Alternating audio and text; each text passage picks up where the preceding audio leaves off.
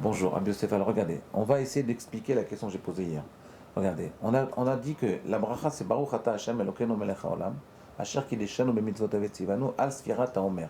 Ayom, par exemple, on va prendre l'exemple qu'on a pris hier. Ayom, 15 jours du Homer. On est 15 jours du Homer. C'est quoi 15 jours? Shehem Shte Shavuot Veyom Echad, qui correspondent à 2 semaines et un jour. Ma question c'est la suivante, Rabbi Yosef. Quel est ce truc très bizarre de transformer les jours en semaines? Vous savez qu'il y a une marque locale dans la Gemara. Est-ce que la Sphira Omer, c'est une Sphira, c'est un calcul de jours, on doit compter 50 jours, ou est-ce qu'on doit compter 7 semaines et un jour? Comment ça marche? Alors il y en a qui disent que la mitzvah c'est compter les jours. Il y en a d'autres qui disent que la mitzvah c'est compter les semaines. Mais la halakha c'est quoi? C'est qu'on doit compter les jours et les transformer en semaines. Ma question, quel est cet exercice-là, cette gymnastique de transformer les jours en semaines? À quoi on aboutit en transformant les jours en semaines? C'est ça ma question. Vous avez une réponse à Yosef? Avec tout ce que j'ai dit hier. Si vous n'avez pas ça, si vous n'avez pas trouvé la réponse, c'est que vous n'avez pas bien écouté le cours d'hier. C'est super simple.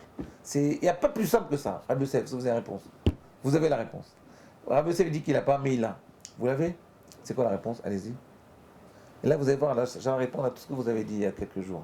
Regardez la réponse. La réponse, c'est la suivante. C'est que, regardez, normalement, toutes les mesures de temps, elles se font à travers les astres. Vous êtes d'accord? Le jour, il se compte à partir de quoi? Du soleil. Le mois, il se compte à partir de quoi? De la lune. L'année, elle se compte à partir de quoi? L'année du soleil. L'année juive, le Rosh Hashanah, c'est un mélange entre le jour et le soleil. Entre le soleil et la lune. Pourquoi? Parce qu'il y a 613 jours. Non, pas 613, c'est le nombre de. Il y a 365 jours dans l'année solaire. Et il y a 11 jours de moins dans l'année lunaire. Ok? On répare ça par les 10 jours de Asarem et Tchouva. D'accord? Mais par contre, il y a une mesure de temps qui n'est liée ni au jour, qui n'est liée ni au soleil, ni à la lune, ni aux étoiles, à rien du tout. Elle n'est liée à aucun astre. Quelle est cette mesure de temps? C'est la mesure de temps de la semaine, Shabbat. La semaine, elle n'a aucun rapport avec aucun astre. Ni le soleil, ni la lune, ni les étoiles, ni rien du tout. Ni la... Comment on appelle ça? Je me rappelle quand j'étais jeune, je regardais la Voie lactée. Vous vous rappelez de la Voie lactée? Wow. C'était il y a 85 ans, ça.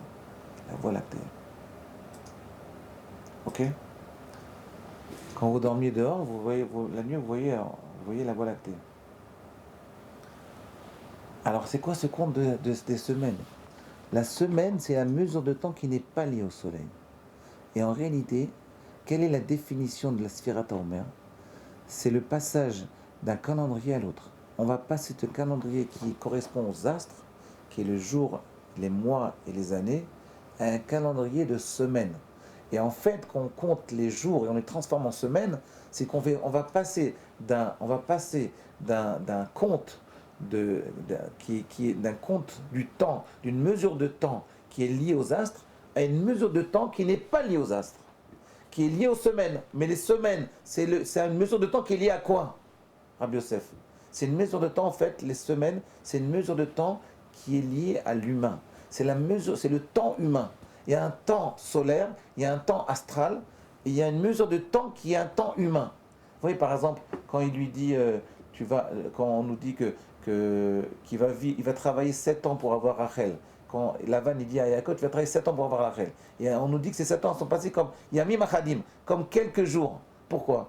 Parce que c'est le temps humain. Le temps humain, quand vous aimez quelque chose, alors pour l'avoir, pour vous, vous comptez, le temps il passe très très vite. Vous vous rendez même pas compte, quand vous aimez quelque chose, vous vous rendez même pas compte que le temps passe. Pourquoi? Parce que c'est un temps humain. En fait, ici on nous apprend un enseignement énorme. On nous dit il faut passer du temps astral au temps humain.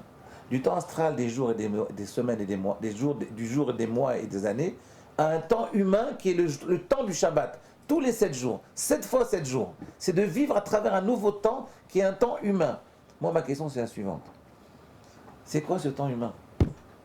Alors je vous ai baratini l'année dernière, il y a 2 ans, qu'il y a un temps humain, que en réalité, comment l'homme il fait tchouva, comment l'homme il arrive à passer à un niveau supérieur, c'est qu'il se déconnecte du temps astral, il se déconnecte de la montre, et il rentre dans un nouveau temps, il se met à étudier la Torah, et quand on étudie la Torah, il n'y a pas de limite, parce que la mitzvah d'étude de la Torah, c'est une mitzvah qui n'est pas limitée par le temps. On doit étudier. Tu dois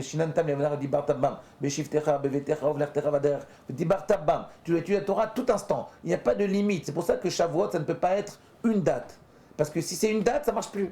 C'est une date, c'est-à-dire c'est lié au soleil. Donc c'est plus lié au soleil. Ça doit être lié à quoi? Ça doit être lié à 50 jours après Pessah. Il faut étudier 50 jours, et à ce moment-là, vous arrivez à un niveau spirituel qui est un niveau spirituel de Torah. Vous avez un nefesh, vous avez un humain qui est lié à la Torah. Cet humain qui est lié à la Torah, il est un peu déconnecté du soleil. Ma question c'est pourquoi et ma question de quoi il s'agit. C'est très beau ce que je vous dis, mais ça ne veut rien dire. Qu'est-ce que ça veut dire? Comment on comprend ça d'une façon pratique?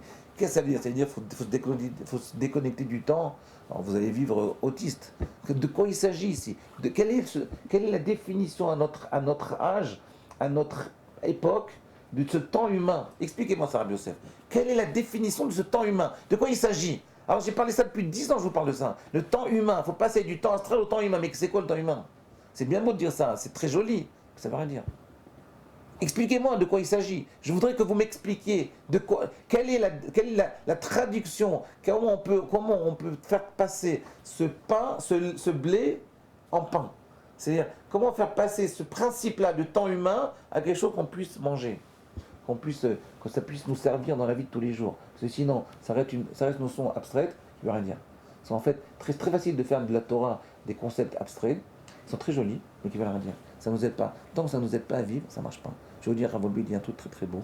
Il dit qu'en fait, que si la Torah, elle ne vous affine pas, elle ne vous change pas votre façon de conceptualiser le monde, de palper le monde, c'est qu'en réalité, cette Torah, elle est restée à un niveau de blé.